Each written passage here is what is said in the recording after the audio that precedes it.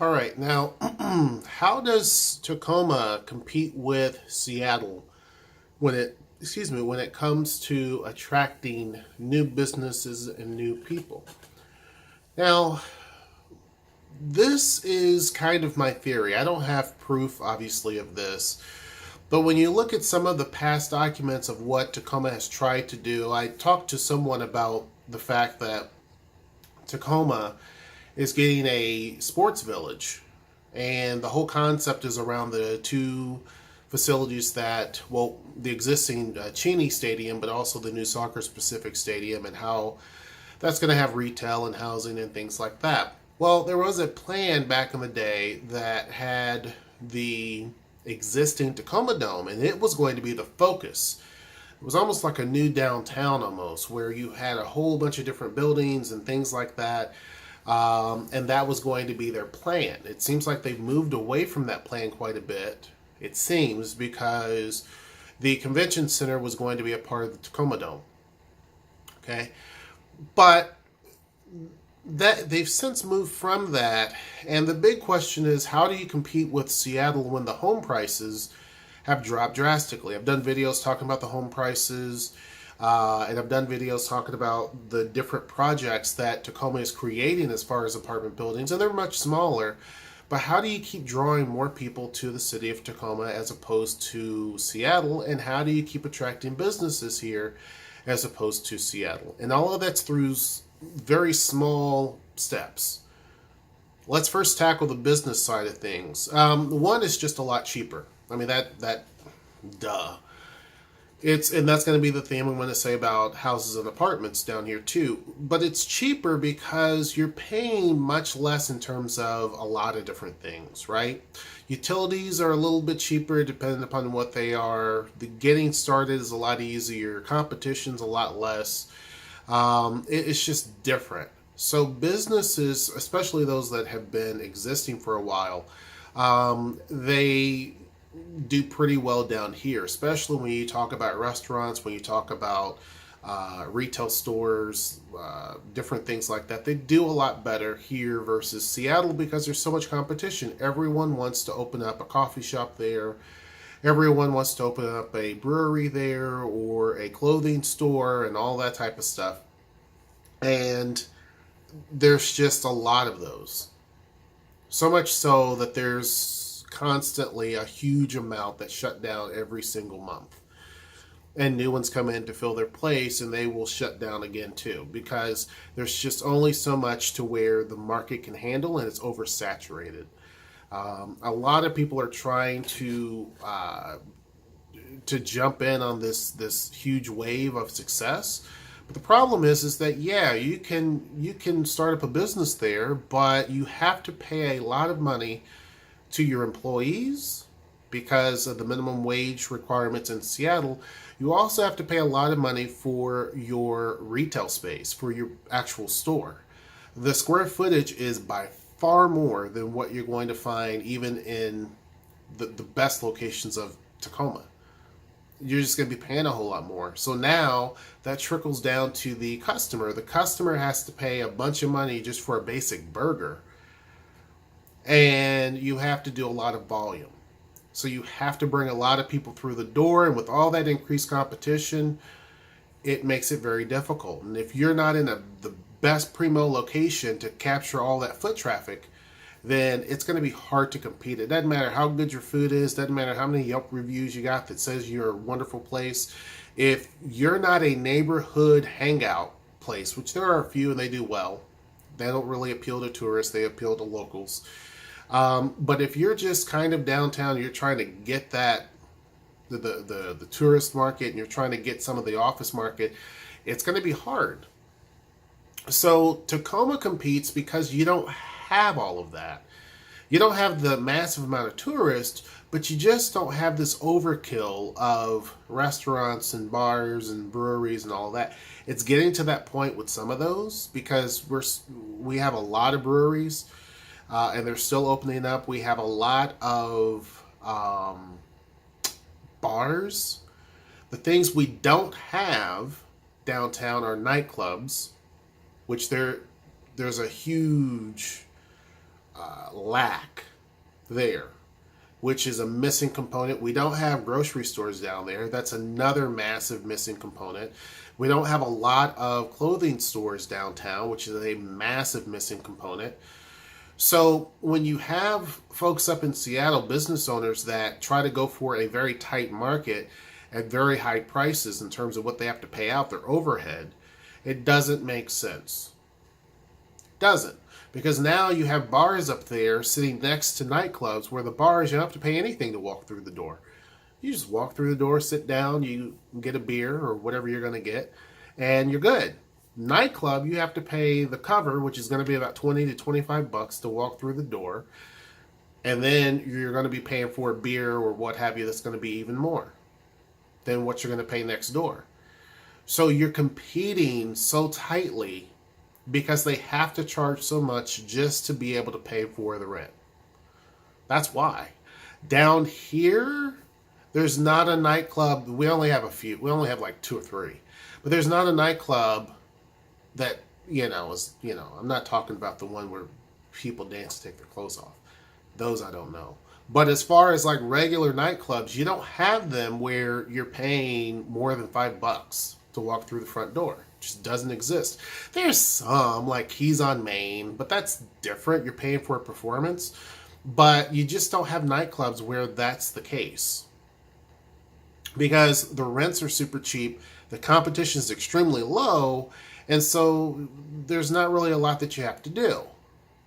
When it comes to restaurants, the higher end restaurants, there's a missing component to that. We're starting to get a few that I'm like, I don't know if they're going to survive here.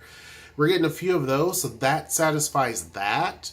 And so that's cool. It's the middle range restaurants that we don't have a lot of, but I think that's going to improve. Clothing, there's just not. And you can't count the Tacoma Mall because outside of that, there's really no place to get clothing. I mean, there's, Target and crap like that, but I don't mean to call Target crap, but I'm saying like there's Target and Walmart and all that. But I'm talking about actual boutiques, clothing stores, stuff like that. There's a severe lack of those. So that would be that's how Tacoma competes, by saying we don't have the competition, we don't have the expense, and the city does have a lot of initiatives. So they have a lot of programs in place like Tacoma Works, where you can literally say, look, I am wanting to start my own business, but I don't know how. I want to be downtown. And they can help you find a space that is reasonable and help you with your business getting started, right? A lot of companies have started off that way. So Tacoma has all these little tiny programs that kind of pluck people down here and offer additional incentives that Seattle doesn't have to offer. They also, if you're a big company, Tacoma offers a head incentive. Like each person that you bring down here that makes a certain amount of money, the company gets a rebate for. They actually say, in exchange for this job, we're going to give you this amount of money every single month. So they're doing things here that kind of pluck companies and businesses down here.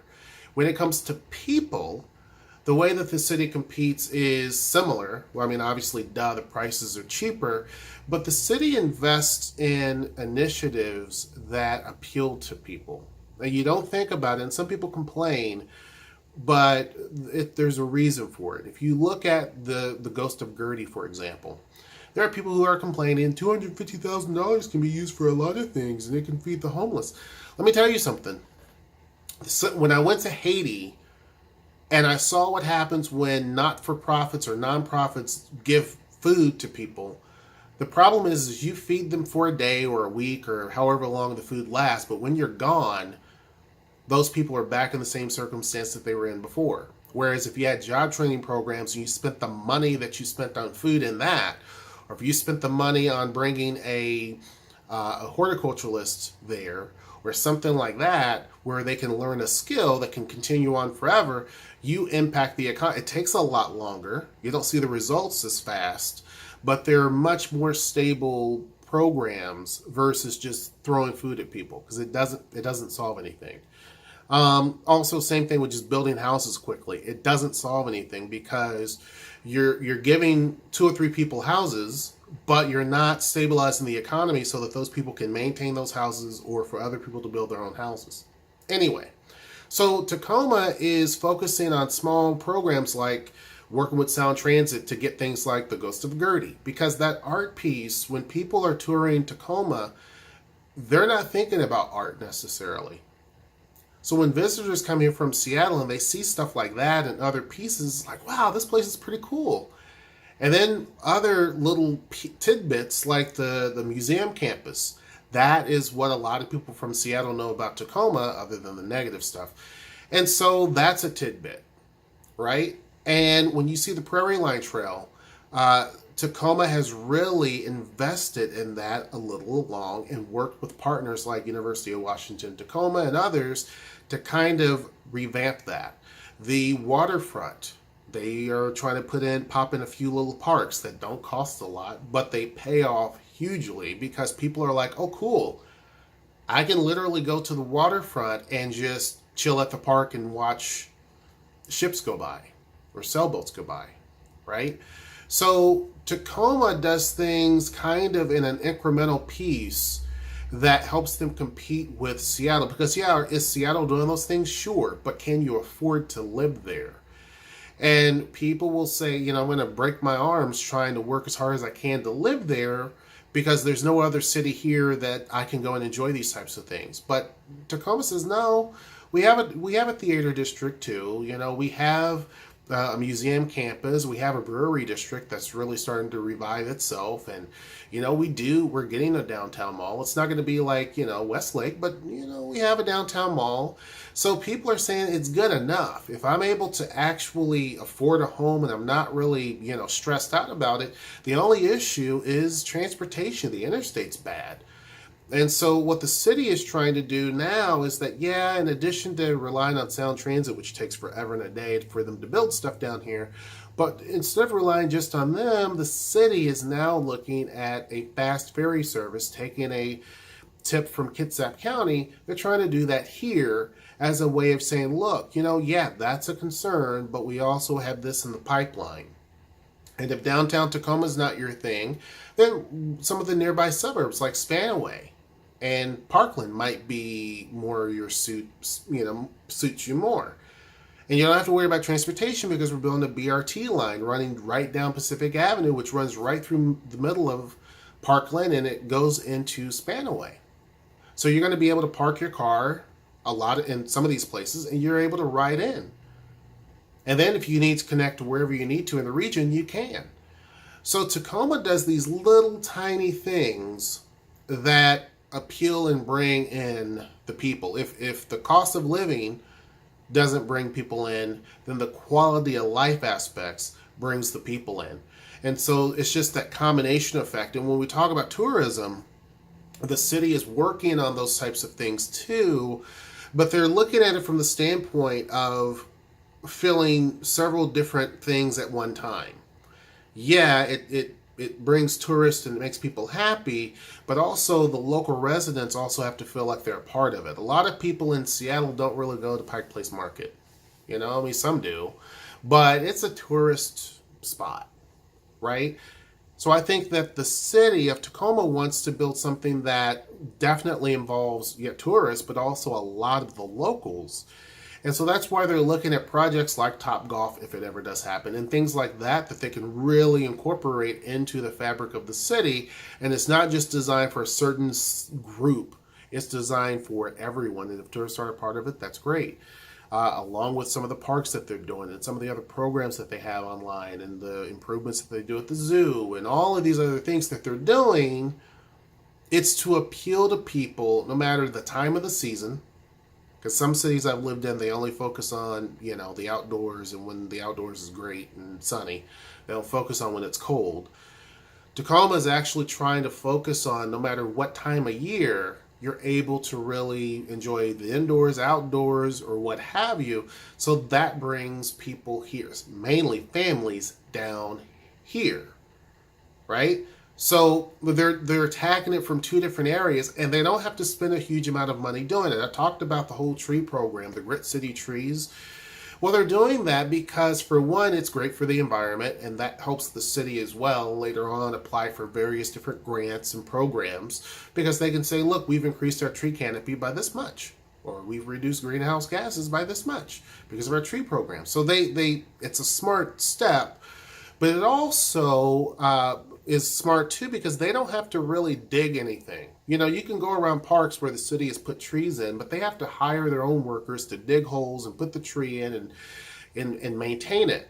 With the tree program, they don't have to do that. They're taking some risk because they're saying that, hey, we're going to bring these trees to you. Most of the times you have to go there and get them.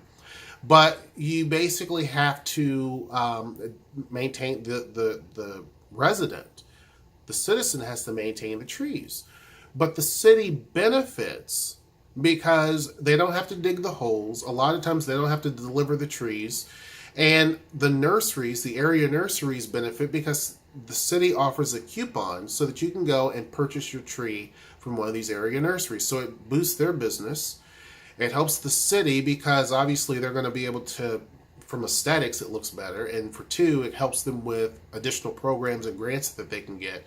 But for three, it helps increase the property values right in front of your home because you have a tree. Also helps in many other different ways. So Tacoma does these little tiny things that don't cost a lot,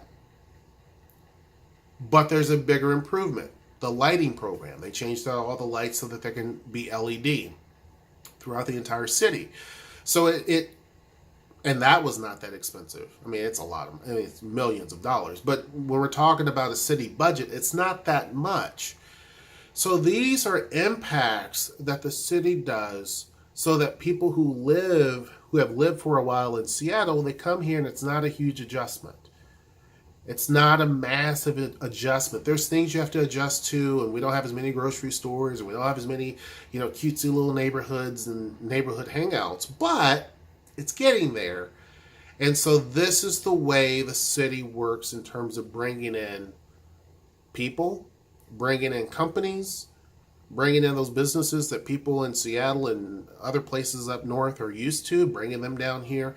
That's what the city does, and I think they're going to continue to keep doing that over time so that you have a really, and a lot of people have said this, that they start seeing that you're the star of the South in terms of the Puget Sound is Tacoma. Anyhow, hope you guys enjoyed this video. Make sure you like, share, and subscribe, and until next time, I will see you. Take care.